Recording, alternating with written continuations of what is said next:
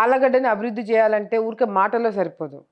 దానికి పర్సెప్షన్ మారాల. ఆలగడ్డ అంటే ఇప్పుడు బయట బయట చూసేదానికి అందరూ గూడా ఆలగడ్డ అంటే బాంబుల గడ్డ, ఆలగడ్డ అంటే గొడవలు, ఆలగడ్డ అంటే కాంట్రవర్సీ, ఆలగడ్డ అంటే టీఆర్పీ రేటింగ్స్ ఇవన్నీ వస్తాయి. మరి ఈ నేపథ్యంలో మీరన్నట్టు ఇండస్ట్రీస్ ఎలా వస్తాయి? రిఫార్మర్స్ ఎలా వస్తాయి? ఎమ్మెల్యేగా మీకు చాలా పెద్ద ఛాలెంజే ఇది. ఎగ్జాక్ట్‌లీ. అందుకే ప్రజల పర్సెప్షన్ మార్చడానికే మొన్న అహోబిలంలో కోనేరు క్లీనింగ్‌కి వాలంటీర్స్‌ని పిలిచి కోనేరు క్లీన్ చేపించడం. అదొక పర్సెప్షన్.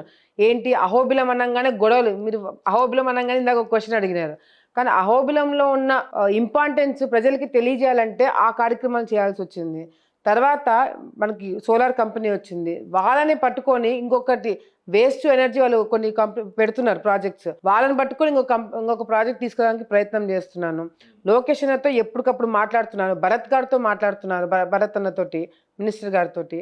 అలా ఇటువంటి ఏదైనా మా ఏరియాకి సెట్ అయ్యే ప్రాజెక్ట్ ఏదైనా వస్తే ఆనియన్ పేస్ట్ మిషనరీ కానీ, టొమాటో పేస్ట్, టొమాటో కెచప్ తయారు చేసేది కానీ, రైతులకు సంబంధించిన ఏదైనా ఉంటే ఈ ప్రాంతంలో పెట్టించండి అని కంటిన్యూస్గా తిరుగుతున్నాం. ఇంకోటి ఏంటంటే టాటా కంపెనీ వాళ్ళతోటి మొన్నే జస్ట్ ఐ థింక్ లొకేషన్ పుట్టినరోజు అప్పుడు ఒక 200 ఆల్మోస్ట్ 200 పైన స్టూడెంట్స్తో ఓన్లీ అమ్మాయిలకి జాబ్ మేళా పెట్టించినాం టాటా కంపెనీ వాళ్ళతోటి.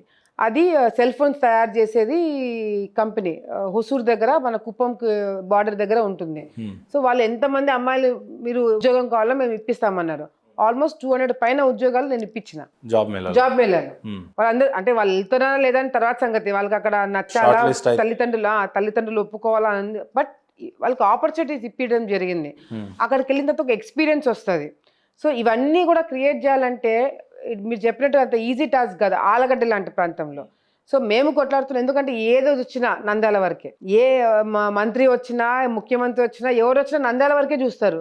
దాని తర్వాత ఆలగడ్డ అనేది రావట్లేదు, అవసరం లేదనుకుంటున్నారు. కానీ Allagadda is the highest paddy production మాకు. ఆలగడ్డలో కేసీ కెనాల్, తెలుగంగ, కుందు ఈ 3 ప్రాజెక్టులు ఉన్నాయి మా ఏరియాలో. ఈ 3 ప్రాజెక్టులకు సంబంధించి కేసీ కెనాల్ అందరికన్నా 2 జిల్లాల్లో అందరికన్నా ఎక్కువ ఆయకట్టు నాకే, తెలుగంగ అందరికన్నా ఎక్కువ ఆయకట్టు నాకే, కుందు ఉంది. ఈ ప్రాంతంలో ప్యాడీ ఎక్కువ పండిస్తారు. సో వేస్ట్ ఎనర్జీ, మనకి ప్యాడీ నుంచి వచ్చే వేస్ట్ ఆ కంపెనీ వాళ్ళు వస్తే దాని నుంచి రైతులకు మేలు అవుతుంది, వేస్ట్ ఎనర్జీ క్రియేట్ అవుతుంది, ఆ ఎనర్జీ ద్వారా ప్రజలకి లబ్ధి పొందొచ్చు. ఇట్లా కొన్ని ప్లాన్ చేస్తున్నాం. మీడియా మిత్రులు అందరూ కూడా సహకరించి ఆలగడ్డని వేరే విధంగా ప్రొజెక్ట్ చేయకుండా ఆలగడ్డలో ఉన్న ఏదైతే ఫార్మర్స్ గురించి కానీ, ఇక్కడ ఉన్న పరిశ్రమల గురించి కానీ ఏవి రాగలుగుతాయని చెప్పగలిగితే అవన్నీ కూడా మాకు ప్లస్ అవుతాయి. మొన్నటికి మొన్న గవర్నమెంట్ భూమి దాదాపుగా 400 acres ఎంఎస్ఎంఈ పార్క్స్కి ఇవ్వడానికి మొన్ననే ఓకే చేయించుకున్నాము. అది కూడా ఎంఎస్ఎంఈకి ఇస్తున్నాం. అదే వైసీపీ ప్రభుత్వం 400 ఎకరాలు గవర్నమెంట్ భూమి ఉందంటే ఏం చేస్తారు? కొట్టేసి జోబులో పెట్టుకుంటారు. కానీ 400 భూమి ప్రభుత్వం భూమి అని చెప్పి మేము ప్రజలకి తెలియజేసేలాగా చేసాం కదా.